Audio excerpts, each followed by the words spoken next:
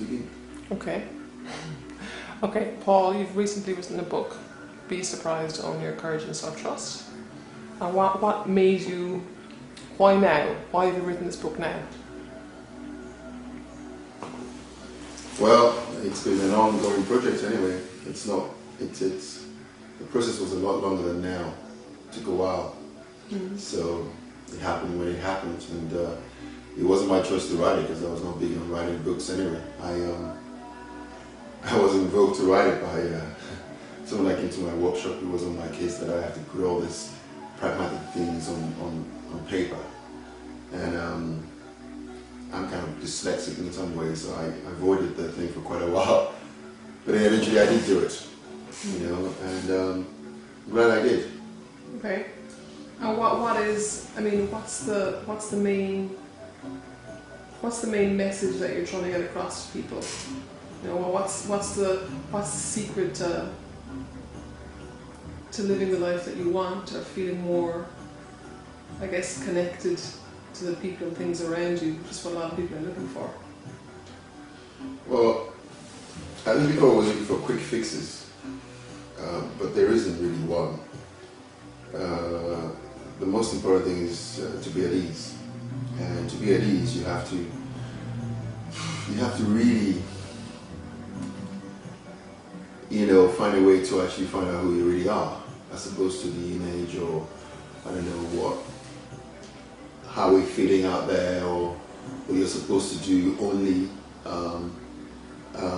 Because if you do not do that, you really never get to be at ease, and when you're not at ease, you can't really be comfortable with yourself. When you're not comfortable with yourself, most things are harder to do. You have more static, you have more push, you have more pull, you have more fitting in is harder as well, because one's trying to fit in, but one's not at ease and one's not comfortable, and so things are more challenging. You got more. Everything just seems bigger than what it is, because it's not genuine. And you could only carry on with ingenuity for so long, and that's what it is when you're hanging with your image or your mask for so long. You literally become a stranger to yourself, and most people then become less trusting of themselves. They doubt, and because of that, doubt comes in about things you say to yourself, things you want to do. You start second guessing, asking questions. Anybody can just say something and knock you off your perch, because your branding is not really strong enough anyway. It's based on a false image or an ingenuity. Staying with that for so long can really damage you. It's a bit like having some sort of addiction, and eventually it hurts you, and then you have to detox from that addiction. And unfortunately, it gets harder the longer you stay on it, because to detox from that addiction means that you really would have to go through a lot of pain to clear it out.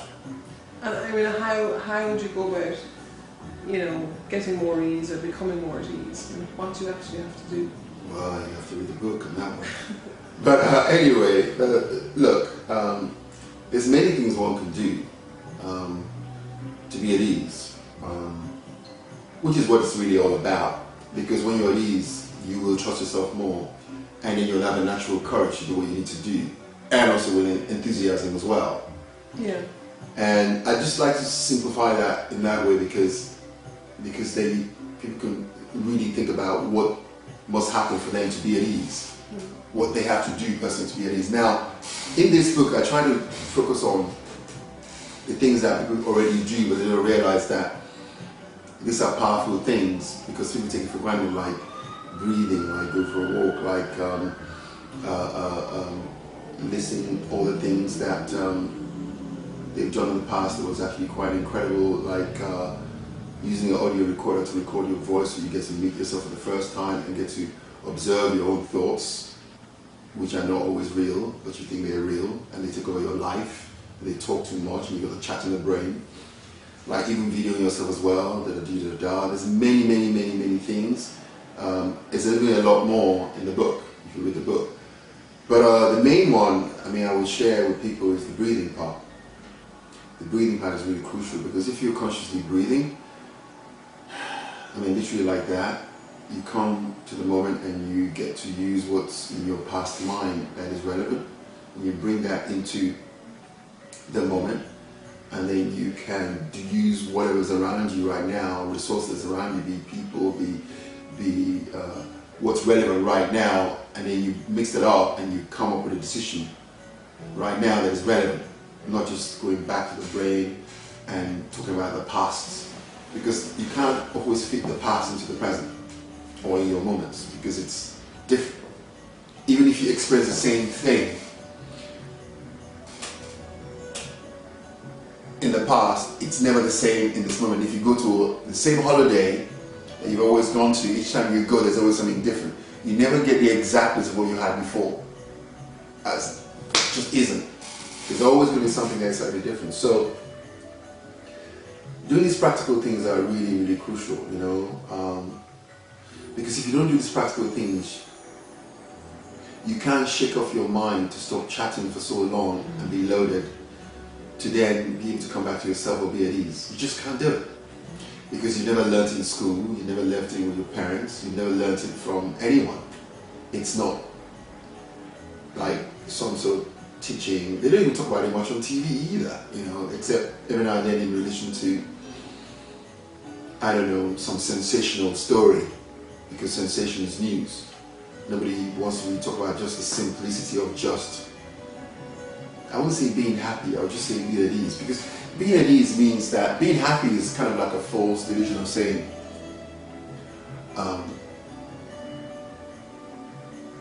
happiness is really being comfortable with whatever comes or whatever is.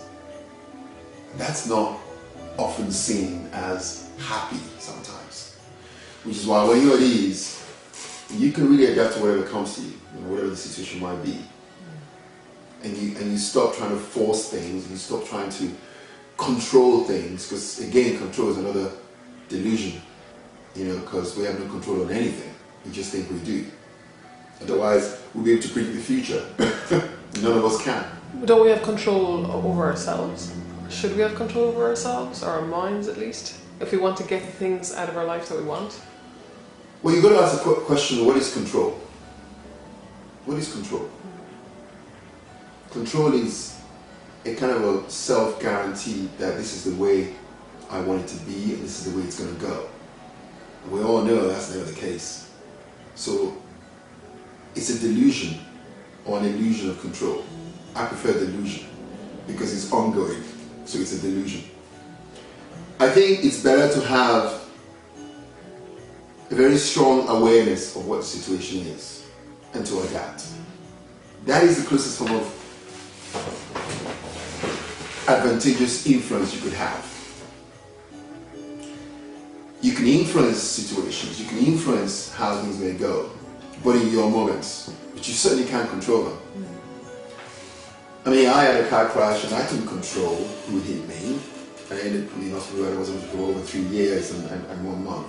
That was not my fault. I mean, could I have controlled any less? No. I may want to be flying to the airport today and I've got everything all planned, but then something might happen, there might be a union strike or whatever, and then I can't fly. You have no reason. It's out of your control. What are you going to do? Fight everyone? On and on and on. So I say forget the concept of control and shift more towards adapting and being aware of the situations you can influence it. And what you can influence, you let go. But often when you get into that mode, you will build up your muscle in your brain and your system to be more accepting, to not expect too much, but want to create a lot. But in that mode, you get comfortable with being uncertain, living in uncertainty, being really comfortable and at ease with just uncertainty, because that's how it really is. I mean, look at what's been going on in the world. I mean, it's like a hard kick in the bum or hard shake for everyone, because they're not getting their way, not even the governments. There's debt everywhere, there's things just forcing the issue.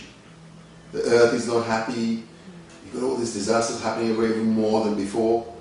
And people are realizing there's no job for life, There's no guarantee on anything anymore. So this delusion of control is becoming more apparent that it's false.